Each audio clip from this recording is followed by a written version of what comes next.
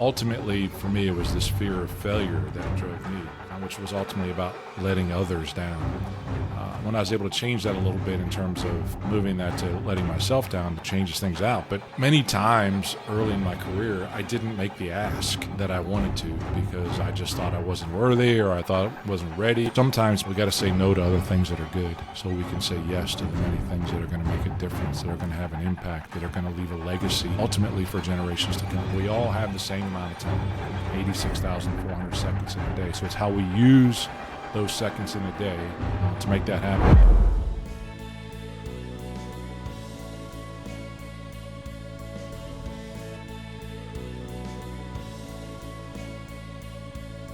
Welcome, Uncommon Leaders, to this week's special episode of the Uncommon Leader podcast. My name is Michael Gallagher. I am the younger, not as attractive brother. I'm going to be helping John out today. We're going to switch roles with him a little bit today and introduce him here just for a minute, tell you what I know about John.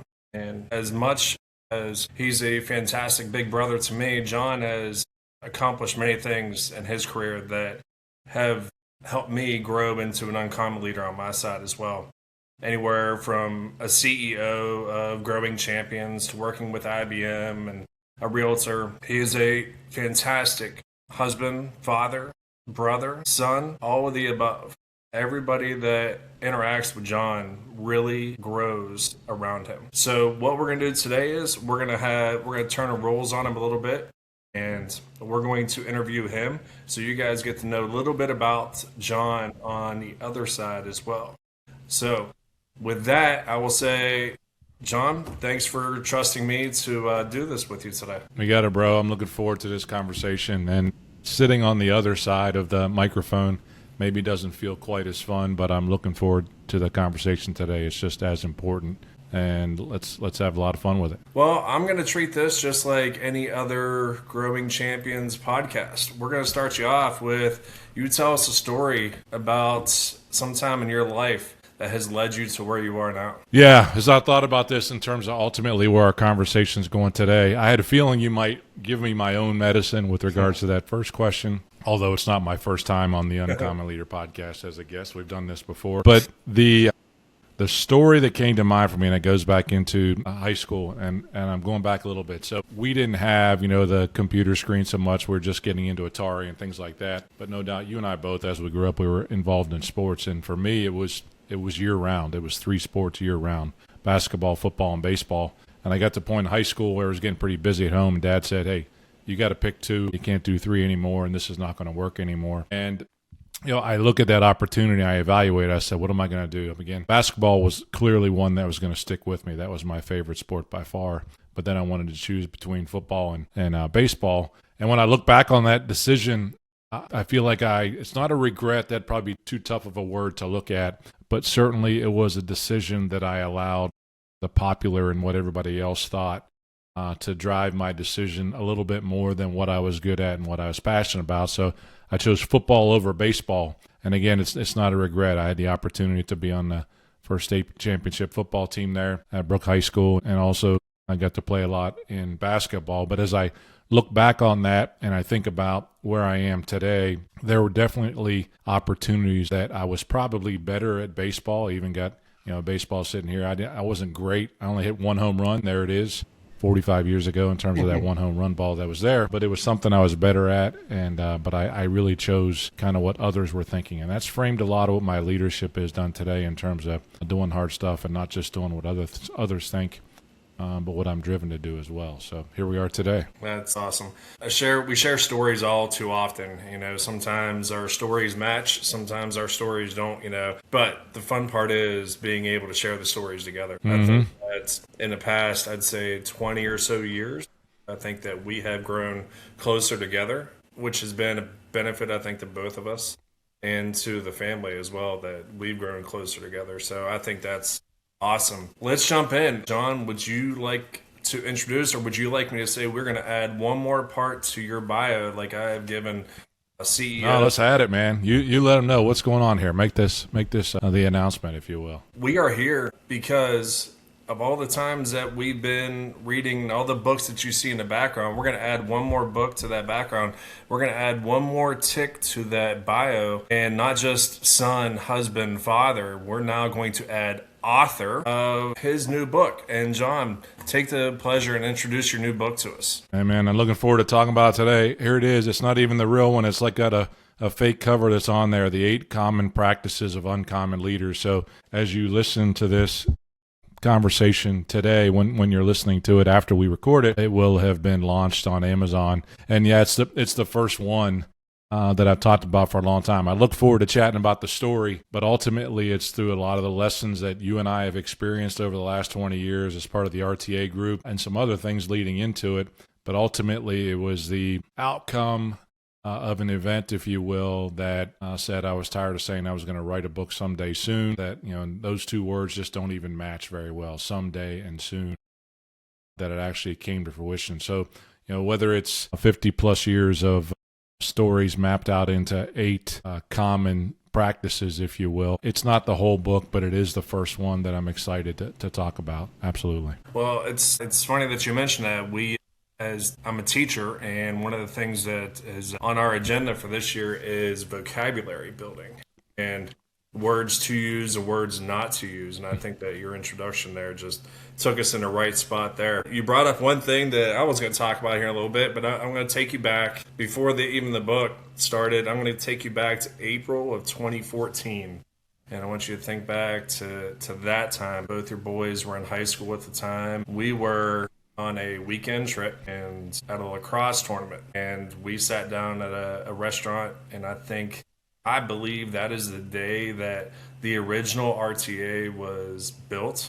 That day we always have our Saturday and Sunday morning brews together, but I think that was the day that RTA was built, because we talked and we said, hey, there's a couple guys that would really get a lot involved with what we're doing. And I think that was it 12 years ago at a lacrosse tournament. Crazy. We started our I think we were actually sitting at a Chili's restaurant at the bar talking about this, and ultimately the idea of the first podcast was born out of that as well, that we got started. I still have the photo somewhere that goes into that. That would be a great one to add in there. But I think we had taken a break from the lacrosse tournament, went over to a Chili's, I think, and had some all-you-can-eat nachos and salsa, and kind of started that idea in terms of, we were saying, what are we going to do to make a difference? Absolutely. I do remember, that's crazy.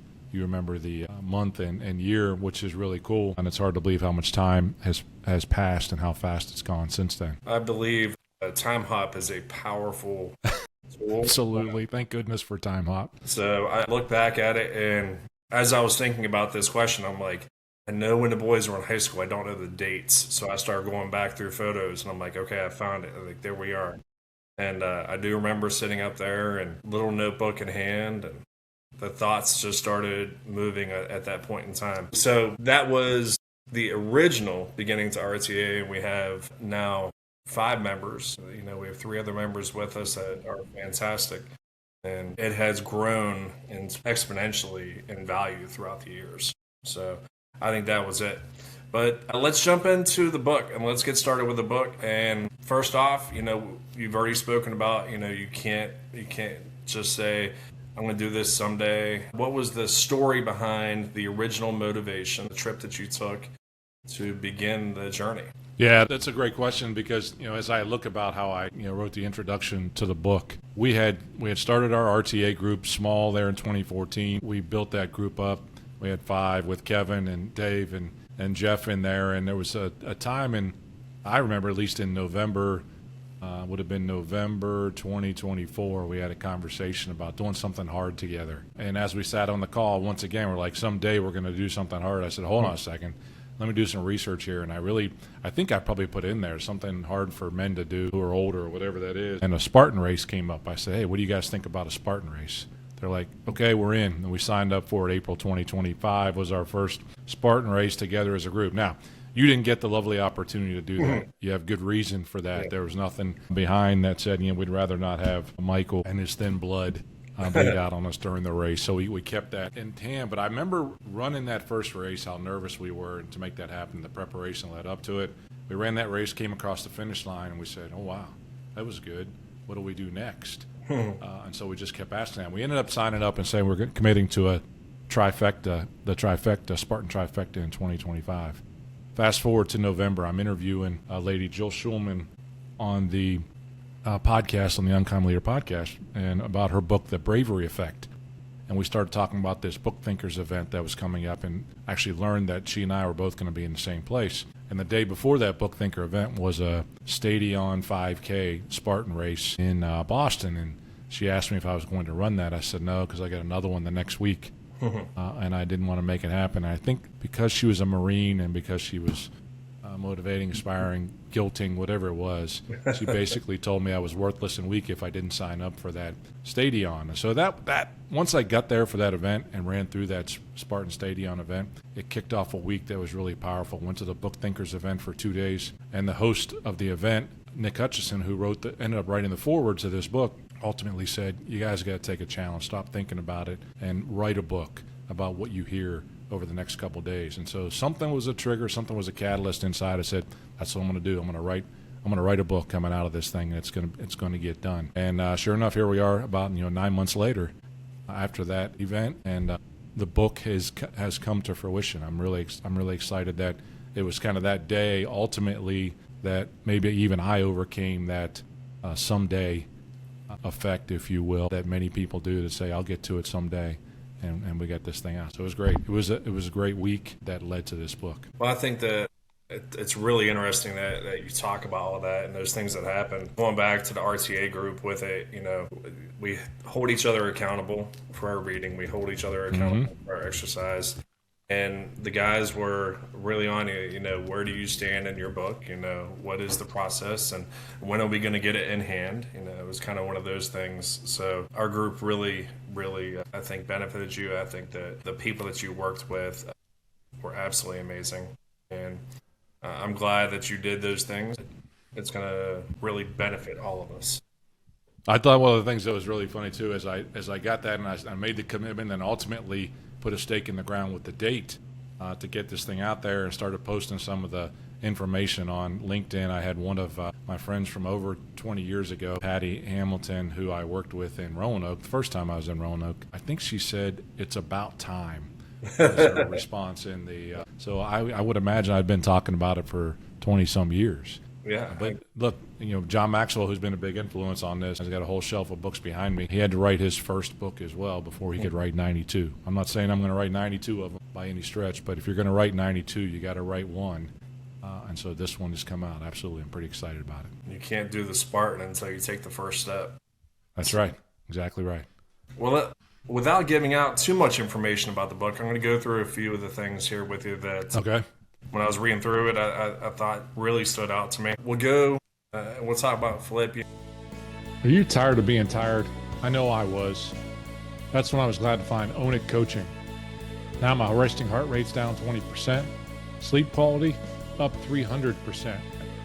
I just ran my first Spartan race at age 56. I feel better than I ever have. So if you're ready to stop settling and start owning your own health, go to CoachJohnGallagher.com/own it and set up a free call with the Own It coaching team. That's CoachJohnGallagher.com/own it. Now, let's get back to the episode. 4:8 and 4:9.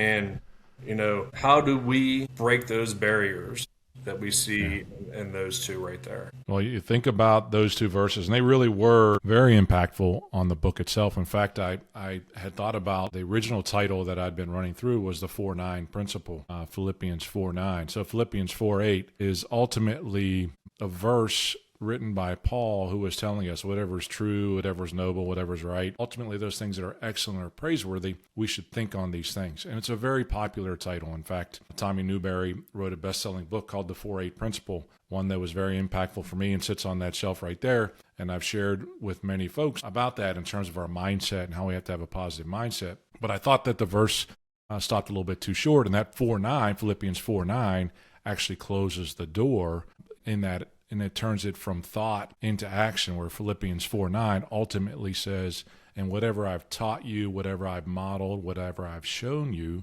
put it into practice. And that's the key. So it's time to take action from all those things on the mindset.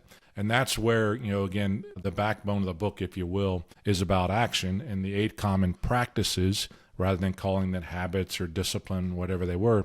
The word practices came specifically from that verse to launch it, that we got to put those things in place. And look, the book, as you go through it, there's nothing overly exciting about any of those 8 practices that I write about, nothing that someone hasn't said before. In fact, they came up because someone was presenting those at the conference that I was at. But it allowed me to kind of put that into my story and understand how those things have impacted me over the years in my career. I think one of the things that's going to really benefit your book is, this is not just something that you're just putting on paper and putting into a book and putting it out there. It is something that you have modeled. It is something that you have shown throughout your entire career. And even serving in your ministry that you serve in, it's something that it's not just talk. You walk the walk, and people are following. And I think that it's really going to benefit people for that reason. I go back to, we move on and we think about the RTA and the challenge that you did there, and something, a number you gave me. I'm a math guy, math teacher, and something you gave a long time ago. And you looked at me one time and you said 86,400. What's it mean to you? I'm like, it's a number after 86,399. I said, walk me through it. And why don't you walk us through what 86,400 means to you? Yeah, I love that. It hadn't even really ever hit me, and I'm a math guy too, engineer, until somewhere around 2018. And I was on a health journey, got started really in 2017 after a health scare, or over the course of a few years after that. I lost 80 pounds and been able to, for the most part, stay healthy with that since that point in time after that journey. But one of the guys that I followed, I remember reading an article in a Men's Health magazine just on some exercises. And I saw this guy. I said, let me go look him up on social media, Jeremy Scott Fitness. And he was out in Scottsdale, Arizona. Wasn't even close to me, but I started to follow some of the things. And one of the systems that he had was called the 47-day transformation, which I signed up for. And it helped me ultimately get down to my final weight in terms of health. And they send you a shirt for completing, nothing like getting a free shirt, whether it's an eating competition or an exercise competition, get a free shirt. Yeah. And on the front of it, it said 86,400. On the front of the shirt, and I still have that shirt today. It's 8-9 years old. I still have that shirt, still wear it. Probably drives Chris crazy because it's all cracked and wrinkled. And I don't wear it to church or anything, but I do wear it around the house or to the gym. But that 86,400 was how many seconds there are in a day, and that many times I'll hear folks say, "I'm just too busy. I don't have time to do that."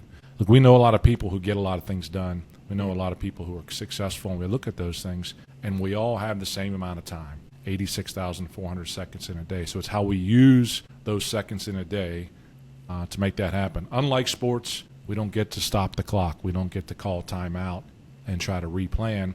The clock's always running. And we don't get those 86,400 back tomorrow as well. So it's about being very intentional with how you use those 86,400 seconds every day. That will ultimately determine the success and the impact that you're going to have. Yeah, I find it interesting, and I know a lot of people do say, well, I can get this much done in a day, and I can multitask with the best of them. Multitask is for a different podcast itself. But, there's a lot of people who will do something one day and be afraid of the next day. What happens if, and what if I don't, or what if I do? A lot of people making these decisions, it's what you call inside your book the beast. How do we overcome that fear of either I do or I don't? Yeah, I mean, if you think about that, chapter 2 is just knock on the door, because fear is something that drives us. There's no doubt about it. Early in my career, very early in my career, and even I fight it today. I mean, everybody's got them. If somebody says they don't have fear, they're really lying to you. But ultimately, for me, it was this fear of failure that drove me. Which was ultimately about letting others down. When I was able to change that a little bit in terms of moving that to letting myself down, to changes things out. But, many times early in my career, I didn't make the ask that I wanted to because I just thought I wasn't worthy, or I thought I wasn't ready, or whatever that was. And I had to be able to overcome that. So I see that as really 4 ways that I work to overcome that fear, four things that I talk about in that chapter. One is certainly through prayer. That's become something that's big for me, that, the one person I really do need help from is God. And in my faith, that's been very important.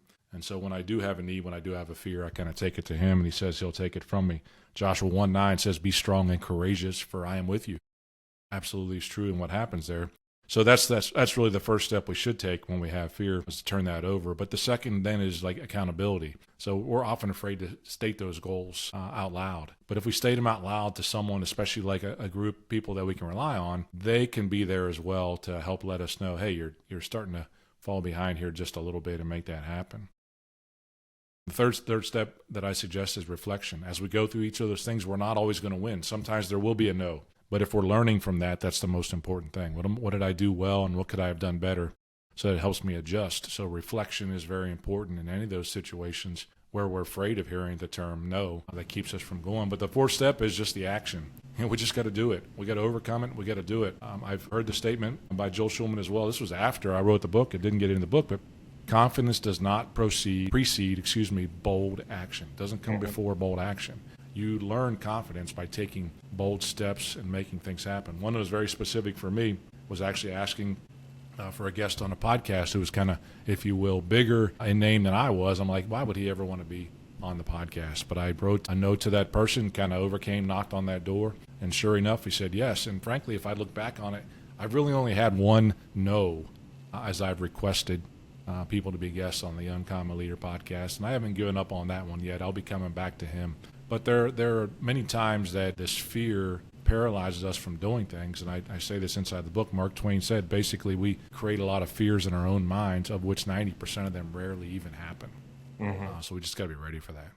Yeah, like something that you just mentioned there really stuck out to me. You didn't email this person. You didn't send a text message to this person. You handwrote a note and made it personal to that person. And you talk about that later on in your book, about having that care experience and taking care of, put the time out if you want the reward for it. Talk a little bit more about, that handwritten note, and how do you overcome, I don't have time to write handwritten notes and things like that. We go back to the 86,400 again. It's so funny you say that, man. As I sit here and I look at my desk, there are 3 handwritten notes on my desk where people have sent to me over the past couple months. And that's what happens. You end up keeping those things. Text messages kind of go down the list, whatever those are. Phone messages, even today, when you leave an audio, it dissolves. It goes away into never land. But the care card is one, where people will recognize that individual had to take the time to handwrite a note, actually put a old-fashioned stamp on the outside of an envelope, and go through the motions of finding my address. It's right in the chapter 7, build relationships before you need them. When you can just kind of recognize someone and send them a note and let them know you saw what they did or you heard what they said, they remember that. They store that in this, I call it the Y folder. And when they have hard times, which we all will, we go through hard times. We're either, frankly, going into a crisis, in the middle of one, or coming out of one. They'll go back to those cards and look to that inspiring and encouraging that you did to handwrite that card. That may help them get through that situation that they're in. So the time to build relationships ultimately is not when you're in the middle of the crisis. It's before you get into the crisis, so that you have those individuals, frankly, that you can call at 3 o'clock in the morning and say, hey, I need help. And they'll be there for you. So very Absolutely. Important. That one really stood out to me. The care card really stood out. And, as a consultant and as a coach and as a family member, sometimes you have to tell people things that they don't want to hear. And, something I struggle with at times, I don't ever want to create hard feelings. But it's not about creating hard feelings. It's about being honest and upfront with people. Talk a little bit about how you consult with people and how you coach individuals when you have to make that hard decision about something they don't want to hear. So good. Well, I mean, there's frameworks that go along with that, but the thing that comes to mind as you said that is that, the correlation between truth and grace. And in communication, we need to have both. Truth, ultimately, as you said, some folks need to hear some things that they're either not aware of in their own behavior, or that they need to know that they can grow. And grace ultimately is, and I care about you in the process when I tell you. And so those two things combined are, ultimately what you're shooting for in communication. And, the best model of truth and grace was Jesus in the Bible in terms of going through that. But if you're a leader who is really good at truth, but you don't have a lot of grace when you say it, you come across as a bully, and it's not going to be something that's going to impact people very long, because they think you don't care about them. Same thing with the other way. and you touched on this. If we don't want to upset someone, if we don't want to make them mad, we don't want to hurt them on feedback, we just give all grace because we care about them, but there's no truth involved in it. That's just a people pleaser, okay? That's just an enabler sometimes of those behaviors because we're not pointing them out. So if we're going to be successful as leaders, as mentors, as coaches, we have to get better at delivering with truth and grace. I want to share a quick story ultimately that probably led to me being in coaching as a career and consulting. And again, I don't know that I touched on it inside the book. That's why it's the first book. I can't possibly talk about everything in one book. I got to save some stuff for the second book as well. But, this is one. I remember a performance review back in 2003 where I was sitting in a big conference room. It was almost like two sides were all glass. People walking by, they could see me getting my performance review with my mentor sitting in the room. And he delivered a performance review full of truth and grace, so much so that I knew what I needed to do to get better. My score was a 2.3 on a scale of 1 to 5, so it said truth in terms of what number I needed to improve. But I remember sitting there in that room after the performance review was done and saying this. I mean, this took some time to reflect. First, I said I need help. That was the primary response, and that's how I ended up being coached for the first time in terms of an executive coach. But in looking back at that time, those were the two individuals that I wanted to help. The one receiving the feedback, knowing they had to get better, and the one giving the feedback. Someone who could give feedback with truth and grace. Those were two individuals. If I think about my avatars of the individuals I want to coach and consult with, are the ones that I want to help. Another mentor of mine right now, Rory Vaden, and a book that I've read and a company that I'm coached by, says you're most powerfully positioned to help the person that you once were. It's so true. I mean, I want to give him attribution to that quote. I use it all the time on this podcast. I did not use it inside the book because, he wrote it, and I'll give him that in future, but I'll probably write about it. That's something that's really powerful. We are most powerfully positioned to help the person that we once were. You think about what you're doing right now, what you're really good at, what you have a passion for. It's probably for something that you've been through in your life, and you want to help other people go through it. Wow, fantastic. It's just what I take away from there is just the power of your care and love that you have for those that you work with, for those that you want to work with. Something else that's like out there. It's great to hear about the next book. Looking for that's that's for a next podcast. But really enjoy listening to how you frame things and move things in a certain direction, which leads me to the next question of, as a teacher, I get students every year, and a lot of people in business have contracts, and they have annual contracts. They have, football players and stuff we talk about all the time. Athletes have contracts. Well, at the end of a contract, when it's time to advance, what do we do next? Like, how do we achieve that next step after our contract is over? Like, I look back on it as a teacher, the class that I taught last year, I reflect back, what are they going to do on day one this year at their new school compared to what I taught them last year? So I think back and think now, where do you take your, I don't want to say clients, I want to say, where do you take those that you help? Yeah. Whether it be, it's a great question. Yeah. When I wrote the book and finished up with the conclusion, it all belongs to him. That was really about my faith in terms of running my business and hoping that ultimately the people that I come in contact with, I make a difference with, it bears fruit in the lives of others. The part that I knew it wasn't done, and so I wrote an afterword inside that conversation. It was called the Day 91 Mindset. I'll show my age here a little bit, but many of the folks who will hear this will appreciate it.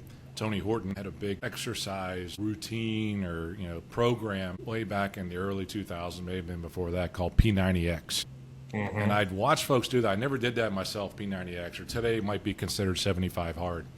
But the Day 91 mindset always asked me, is like, what do you do on day 91? You go through these 90 days and you get it done. You go across the finish line in the Spartan, the half marathon. We finish that beast. You finish the book and you get it out and you publish it. Like, so what? Now what? Is kind of, hey, Uncommon Leaders. Hope you're enjoying the episode so far. I believe in doing business with people you like and trust and not just a company name. That's why a strong personal brand is essential, whether you're an entrepreneur or a leader within a company. Brand Builders Group, the folks who have been helping me refine my own personal brand, are offering a free consultation call with one of their expert brand strategists. They'll help you identify your uniqueness, craft a compelling story, and develop a step-by-step plan to elevate your impact. So head on over to coachjohngallagher.com/BBG, as in Brand Builders Group, to schedule your free call and take the first step toward building a personal brand that gets you noticed for all the right reasons. That's coachjohngallagher.com/BBG. Now, let's get back to the episode. The approach of the uncommon leader, in that it's not that finish line that says we're done. Once we think we're done, folks, we've just begun. And we go through this process again of learning. We go through this process of growing ourselves and growing our teams. And so we don't want to get lured into the finish line and stopping. And for me, look, that's been a challenge for me. I don't think we should always have to have something big, to shoot for. I think it can be as simple when you look at my personal vision that I hope gets me get out of bed every day, is that I want to be able to dance at my grandchildren's wedding someday to stay healthy. And that's what keeps me going. That's that mindset of each time I'm done with the workout, I ain't quite done yet. I've just begun, because I've got to maintain that over and over and again. These 8 common practices are not things that you do once and you're done. They're things that you have to do over and over again to turn them into uncommon. Our friend Dave inside of the RTA, he says consistency over intensity is a big, moment to him. So once we cross that finish line, folks, absolutely take time to celebrate the big win. And we did. We got the trophy. We got the 3 pieces that make the big trophy of the trifecta, but then say, what's next? And let's go through that cycle of learning again. It's very important. Yeah, absolutely amazing. You hit on all the points there, and just I love the what's next. I go back and I talk about the care again. It's all about the care. It's hard for Gallagher men to talk about feelings. I don't think we've ever been outward with our feelings unless it's at a sporting event.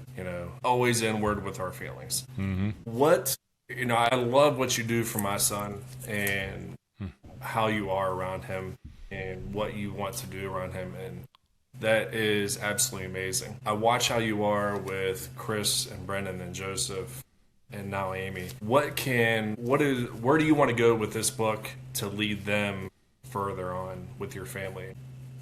Yeah, I mean, my hopes with the book itself, and I touch on this kind of at the very end, is that it's a catalyst for someone else that will help them make the decision to do something hard, to overcome that fear and knock on the door, to write the scary book, if you will, whatever that book is for them. Kind of the names of the chapters, which are really good, but it's always been my goal to inspire, encourage, and equip others. And I think the book will do that. It's not one of these books you could sit down and read it. It's not that long. You could sit down and read it in 45 minutes, I'm sure. In fact, that's about what the Audible version of the book is almost just right at an hour in terms of reading it through. But that's not where the juice is. It's about starting to understand I've got to be intentional in those relationships, whether it's with my nephew Connor, or it's with my brother, or with my spouse and family, or those that I coach and consult with. That excellence that I shoot for, that I want to have in the work that I do, only happens on purpose.